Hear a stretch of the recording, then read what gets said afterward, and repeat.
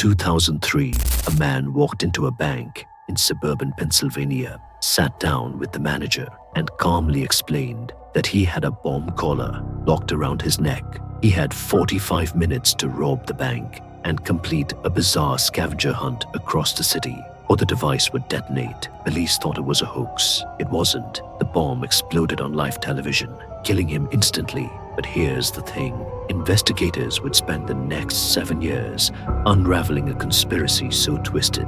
It involved a frozen body, a hand-drawn treasure map, and a plot hatched inside a house where human remains were stored in the freezer. And that's just number 5 on this list. Welcome back to Case Noire. I'm diving into 5 real crimes that sound like they were ripped straight from Hollywood screenplays. These cases are so bizarre, so meticulously planned, that even experienced detectives struggled to believe they were real. Let's get into it. Number 5.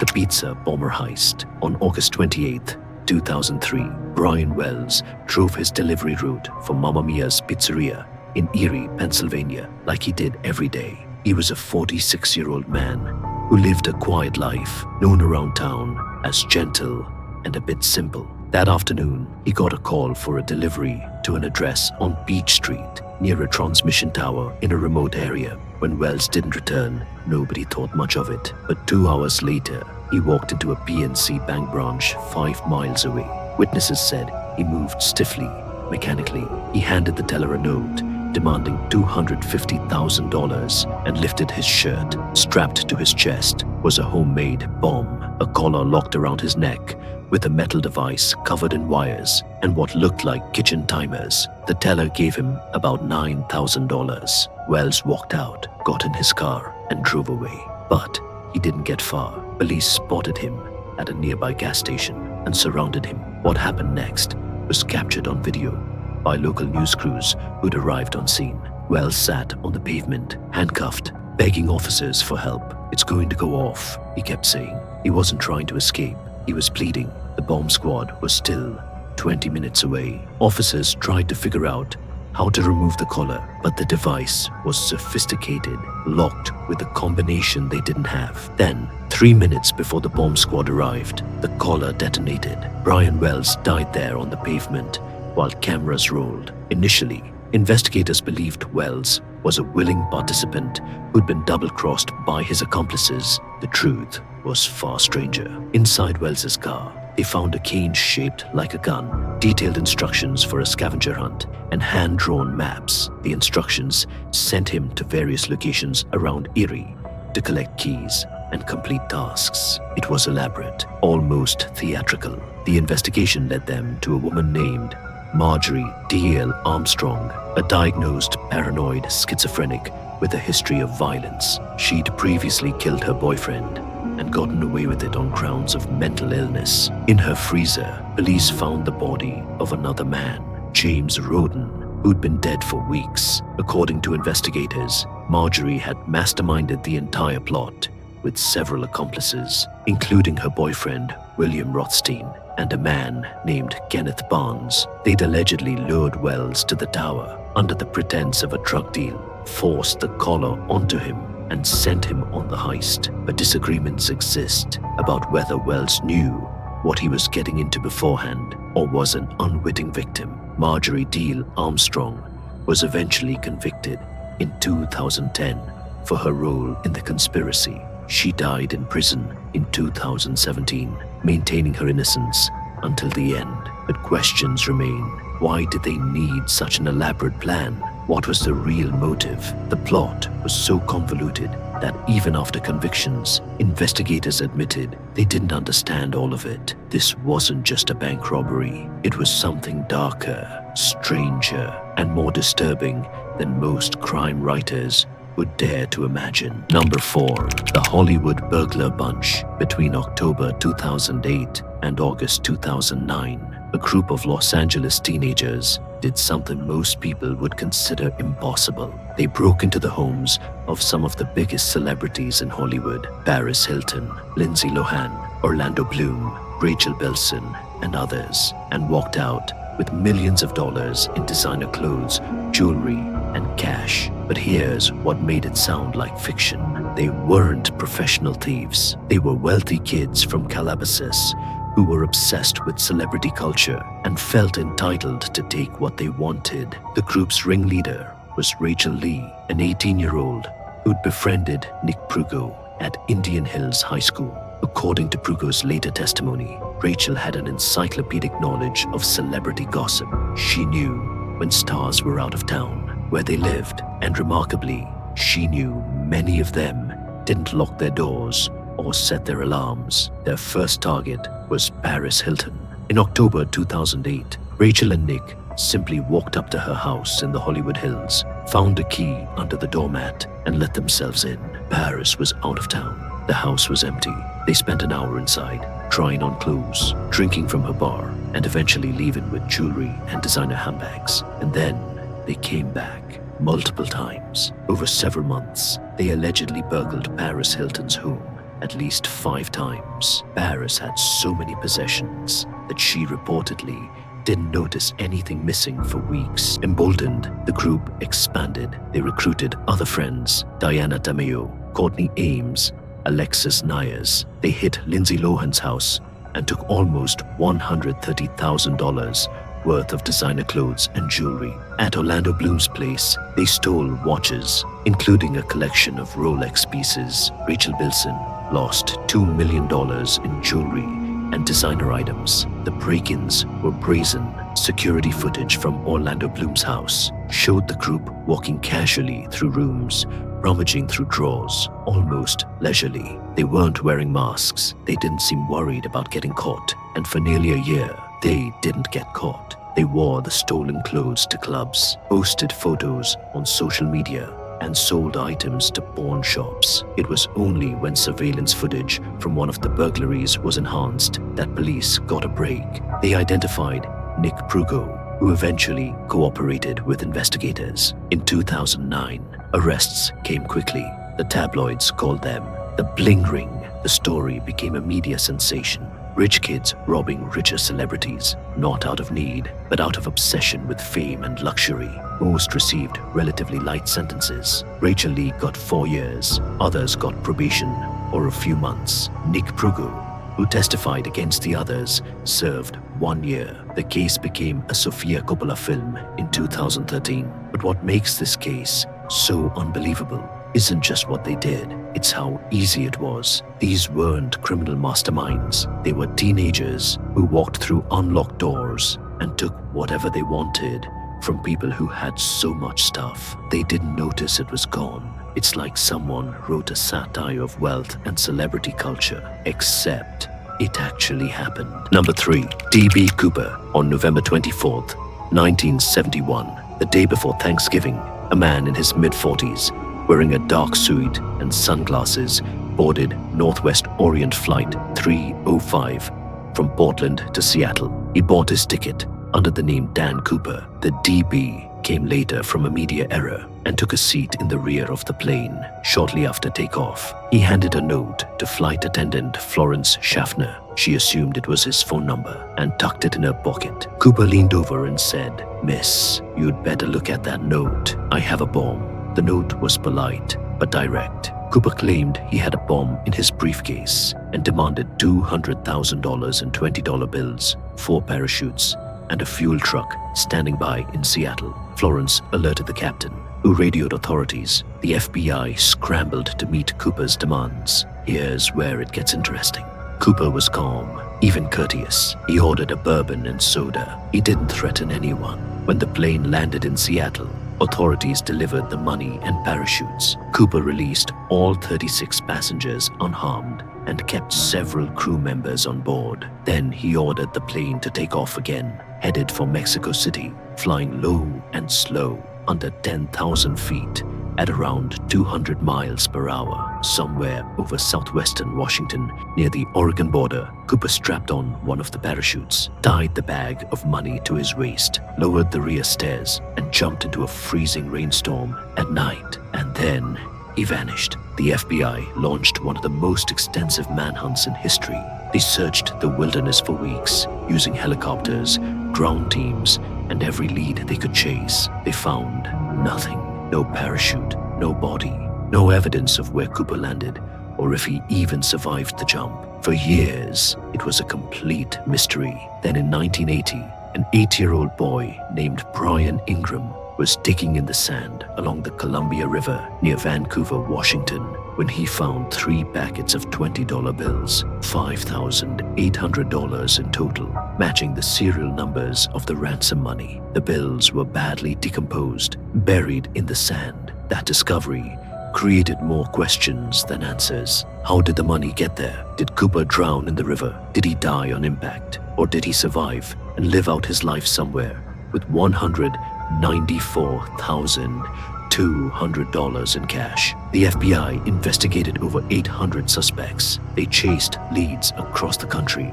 Several people even confessed falsely just for the attention, but they never identified D.B. Cooper. The case officially went cold in 2016 when the FBI suspended active investigation, though they said they'd follow up on any credible leads. What makes this case sound like fiction is the sheer audacity of it. Cooper executed a hijacking with precision, made impossible demands that were met, and then jumped out of a plane at night in a storm and disappeared. He became a folk hero, an anti-establishment legend. There are books, documentaries, even a festival in his honor. But here's the reality. Jumping from a plane at 10,000 feet at night in freezing rain over dense forest, the odds of survival were slim. Most experts believe Cooper died in the jump, that his body was never recovered because the terrain was too remote and unforgiving. Still, nobody knows for sure, and that's what makes it perfect. D.B. Cooper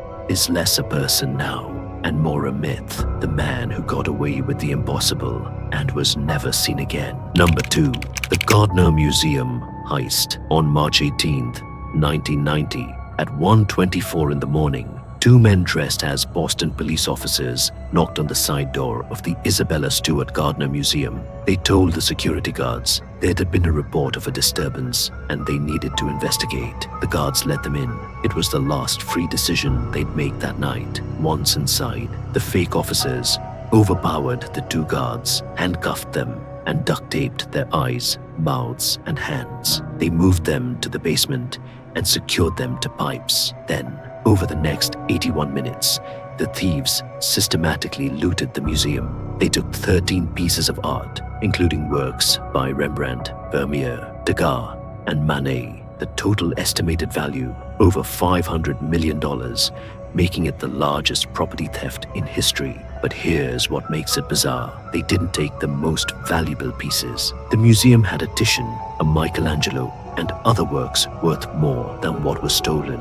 Instead, the thieves took Rembrandt's The Storm on the Sea of Galilee, his only known seascape, and Vermeer's The Concert, one of only 34 known Vermeer paintings in existence. They also took a bronze Chinese beaker worth comparatively little, $50,000, and an eagle finial from a Napoleonic flag. Their selections were strange, almost random. They cut paintings from their frames with a knife, damaging some in the process. They spent time in the Blue Room, taking 5 Degas sketches, but ignored far more valuable works hanging nearby. At 2:45 a.m., they left. The guards remained handcuffed in the basement until the day shift arrived hours later. The investigation has been ongoing for over 30 years. The FBI has chased thousands of leads, questioned hundreds of suspects, and followed trails from Boston's organized crime families to international art dealers. Rewards have climbed to $10 million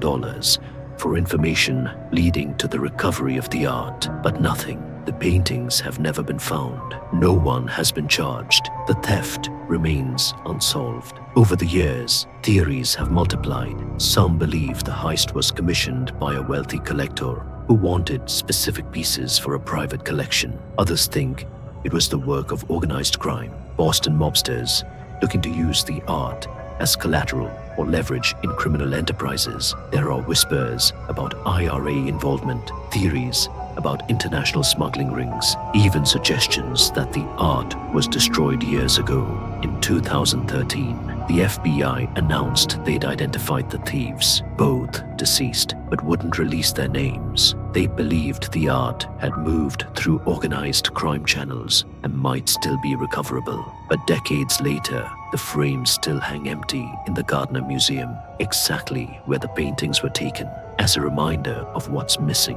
What makes this case sound fictional is the audacity and mystery of it. Two men walk into one of America's most prestigious museums, overpower guards, spend over an hour selecting art, and vanish with $500 million in masterpieces. And then nothing. No demands, no ransom, no attempt to sell the pieces publicly. It's like the perfect crime, except we know who did it and still can't solve it. Those paintings are somewhere, possibly hanging in a billionaire's secret vault, possibly destroyed, possibly hidden in a warehouse, waiting for the heat to die down. But after 35 years, the heat's never died down, and the paintings remain ghosts. Number 1. The Antwerp Diamond Heist, February 15th, 2003. Antwerp, Belgium. The Antwerp Diamond Center is one of the most secure buildings on Earth. It houses hundreds of millions of dollars in diamonds and precious gems. The vault it protects is built 10 stories underground, surrounded by reinforced concrete walls. It has a seismic sensor, a heat detector, a magnetic field detector, Doppler radar, and a lock with 100 million possible combinations. There are motion detectors in every corridor and cameras covering every angle. Getting into that vault should have been impossible, but one man did it anyway.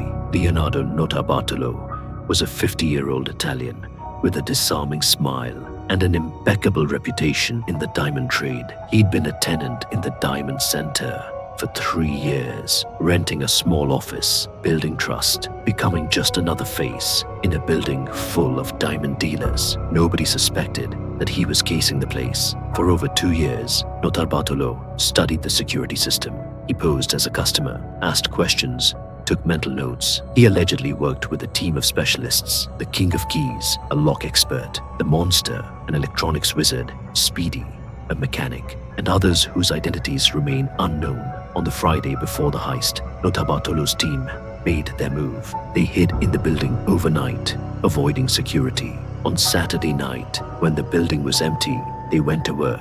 They sprayed hairspray on the heat detector to block it. They placed a piece of styrofoam in front of the motion sensor. They used a custom-built device to record the combination lock's light sensor codes. One by one, they defeated 10 separate layers of security: locks, sensors, cameras, alarms, all without triggering a single alert. Then they opened the vault. Inside were 160 safe deposit boxes. They drilled open 123 of them and took everything: diamonds, gold, cash, jewelry. The total haul was later estimated at over $100 million, but the exact amount remains unclear because many box owners didn't report what they'd lost. Why? Because some of those diamonds were likely part of money laundering operations, and reporting the theft would have attracted unwanted attention.